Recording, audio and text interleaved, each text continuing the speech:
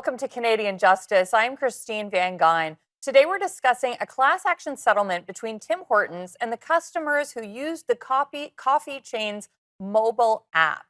In 2020, Financial Post journalist James McLeod broke a story that his Tim Hortons app had been tracking his movements so closely that it knew where he lived, where he worked, and where he vacationed. An analysis of months' worth of data that James had obtained through privacy legislations suggested that the app was even tracking him when it was closed. Government privacy watchdogs investigated the app and concluded that Tim Hortons had violated federal and provincial privacy laws. The Federal Privacy Commissioner called it a mass invasion of privacy. A class action was brought against the company and a settlement was approved. The amount? $9 per customer in the form of free drinks and pastries to affected customers. Is this good enough? What should compensation for privacy breaches be when there is no demonstrated financial loss? Here today to discuss this case is Vass Bednar from McMaster University. Thank you so much for joining me, Vass. Let's talk about this app. What exactly was the app tracking? Can you give us a sense of how invasive it was for people's privacy? Well, basically, the app was interested. It was kind of snooping on people, following them around, right? So, geolocation data. And as you noted, even when you weren't using the app, which is now a feature that Apple has at least introduced that gives people a little bit more autonomy or puts them in the driver's seat, it wanted to know where people were going. And you can hypothesize about why that might have been interesting.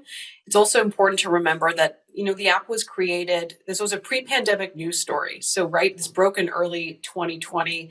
And I worry that some of it got lost as our worlds got turned upside down.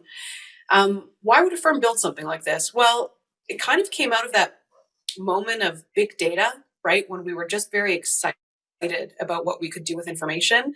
So you could see why a firm would be curious. If I know where my customers are going, if they walk by a Tim Hortons store, do they always go in? What kinds of places do they frequent? Are they health oriented, going to gyms? Are they going to bars? Maybe Are they making going to competitors? Are they going to competitors and when? And also,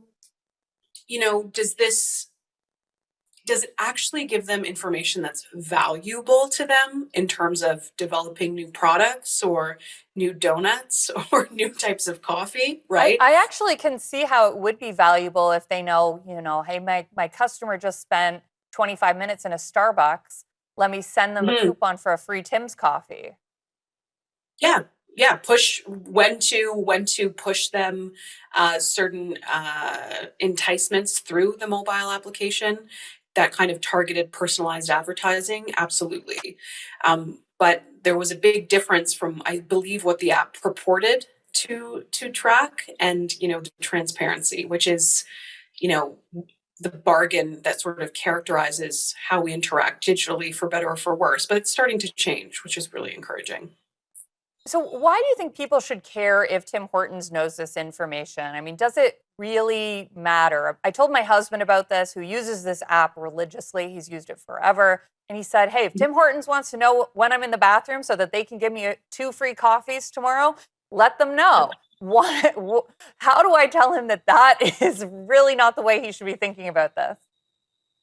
Well, we're presenting it as a surveillance app, and it was framed as a loyalty app, right? We're giving people rewards for sharing their data. So, in a sense, you could also think that the app is compensating people with discounts or with points or with, getting that free donut because you are a user of the app, which does raise questions about whether people truly have a choice if that becomes the only way to access particular discounts.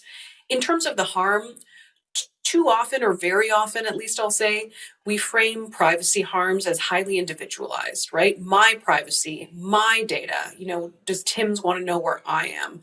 It does also raise competition questions.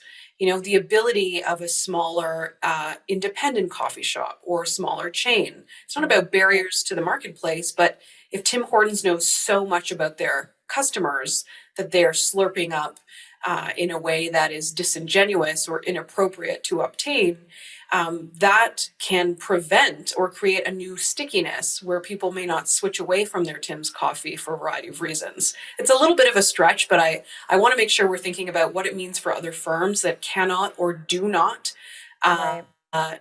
violate individual people's privacy in that Absolutely. way, but how they're We've got to hired. go to